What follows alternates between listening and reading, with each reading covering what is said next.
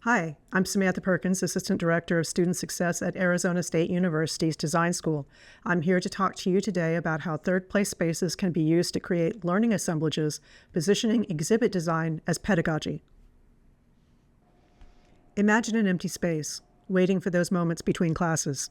The intensity of that quiet solitude before you sit in a seat and listen to the wisdom of the instructor.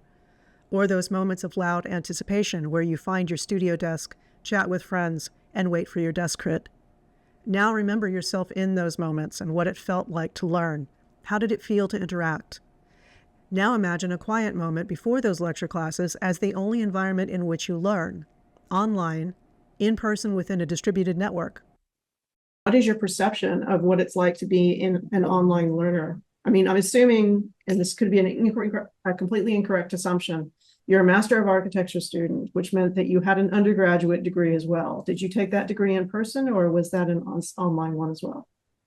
Yes, I took my undergrad degree in person, and I noticed a huge difference between the school experience. Like the education side, didn't notice much difference because I'm getting good quality education, but for the being a student is so much different, and I feel I'm missing out a lot as a student being online because as I said, I spend so many hours just in my office in front of the screen, and sometimes I spend long hours not speaking to anyone or saying any word.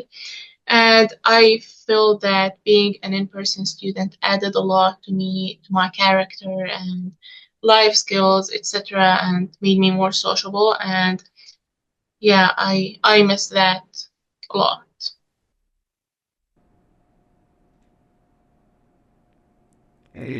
That quiet solitude, sometimes in isolation, sometimes a moment of reflection, always an opportunity for curiosity. This is the Discourse screen opened. It started with a question. What happens when students design a creative community space, physical, digital, or in between, where learning and knowledge isn't delivered, but instead co-created through stories, artifacts, and interaction? To explore this question and to engage in the discourse this process sought to create, we had to leave the quiet solitude of the screen and enter a louder, messier physical realm. Now imagine an abstract space, one that you're not sure if you should stop to explore. There's no clear beginning, no clear path, no one, and nothing telling you where you should stand. Some people don't stop. Some slow down just long enough to register the event, and some step in, not because they were invited necessarily or because they were instructed to, but because something shifted for them. Here we have a different type of shift. It's the same work and the same voices, but a completely different behavior. People sit, they listen longer than they might have, and they start connecting things that were never explicitly connected or explained. And then there's this. No space, or perhaps too much space. The work doesn't happen in a moment anymore. Instead, it lingers in loops, waiting for visitors that may or may not come. So now we have a question. That question is not what is the exhibit, nor is it what is the exhibit showing us, but instead, what discourse does the exhibit open in each moment, in each location? So here we have multiple examples of the same thing. Same materials, same narratives, same artifacts developed by the same group of 5 people. And yet in each example of the exhibit, things shift and new conversations open. In a public atrium space outside of a series of lecture classrooms, we see a type of interruption to the circulation, to the waiting space, and to the expectations this type of empty space provides. In a more secluded space, we see duration, longer moments of interaction, more playful returns, and acceptance of the narratives rather than an expectation of emptiness. And then in the digital space, we see the potential that was not activated. Same materials again, same intent, yet nothing happened, mirroring the harsh truth that is the online environment. In each case, we have the same content and a single designed intention to visit students participating in an online workshop, to see those participants beyond the screen. Yet the intentionality designed into the exhibit collapsed into something unique as the content shifted from one location to the next. The exhibit wasn't behaving the same way. Learning wasn't behaving the same way. Interaction wasn't behaving the same way, and people certainly weren't behaving in the same way.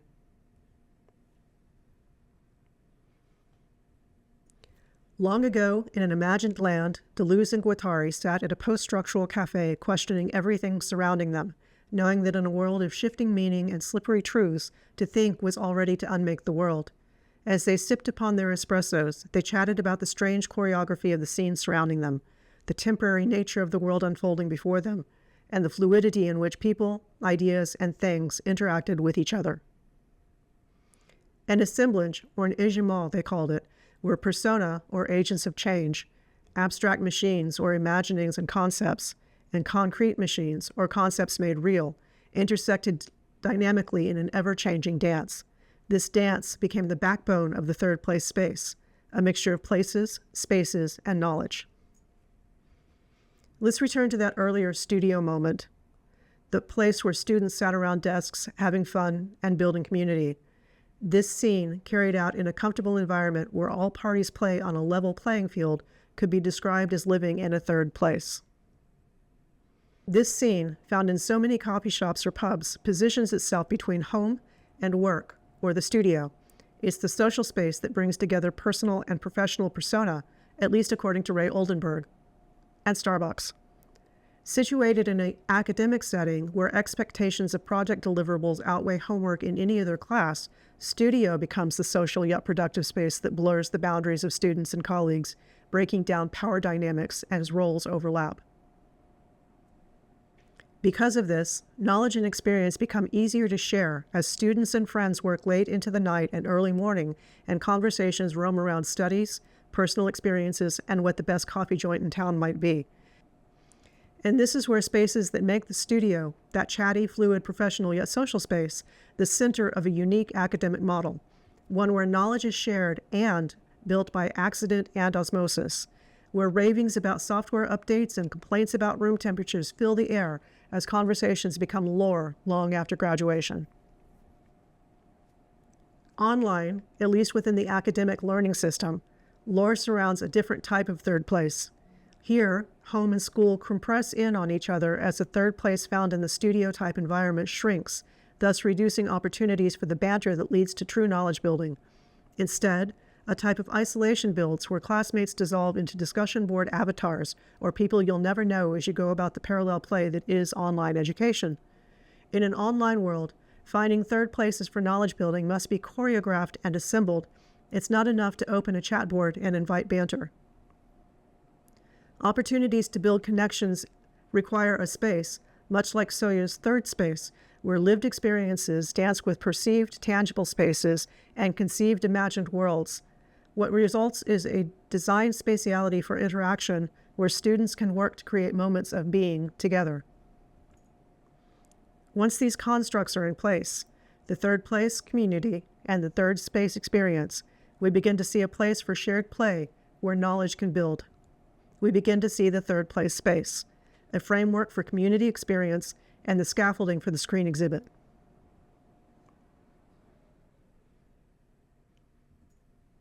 When the third place space is in play, we can now recognize that the exhibit may not have been designed to be a stable thing. Perhaps it isn't something that was meant to be designed once for a single interpretation. The participants of the workshop that produced the exhibit were each unique, providing different points of view to the experience. They were all given the same prompts, much like the exhibits were, yet they each took these prompts in different directions, even when working together on group deliverables. Reviewing the work in situ, each instance rearranged itself not just because of its location, but because of the experience had by each person who interacted with it. When somebody moved quickly through the space, it became background. When someone lingered in it, it became narrative. And when somebody returned, it was something else entirely. Thus, the exhibit feels less like an object or even an installation. It feels more like an assemblage. One of the more uncomfortable realizations was that learning didn't correlate with clarity. It shifted in context, allowing different visitors different learning experiences as they interacted with the artifacts, the spatial context, the atmosphere, movement, and interruption. The more resolved the exhibit felt, the less people stayed. The more ambiguous, the longer they lingered. This shift removed ownership of the spaces, providing a low-stakes entry and interaction for participants and visitors alike. Online students became part of the physical environment, sharing the stories of their identity in the digital world. Their narratives enabled them to push through the invisible wall of online education and inhabit the physical realm. The more interesting observation came from the evidence of interaction. In the more public space, where the exhibit was more designed, fewer people engaged. In the more secluded one, people moved beyond the questions asked, interacting with the content in playful ways, establishing a banter of sorts around the artifacts created during the workshop. Statements emerged as visitors shared ideas of learning and what it means in each context. But so did play. The exhibits weren't there to show what students learned in the workshop. They were there to see what happens when learning refuses to stay where it's expected to. The content was formed using asynchronous methods, encouraging participants to develop projects that identify with the online world. Working together, they addressed biases toward that learning environment using testimonials and videos.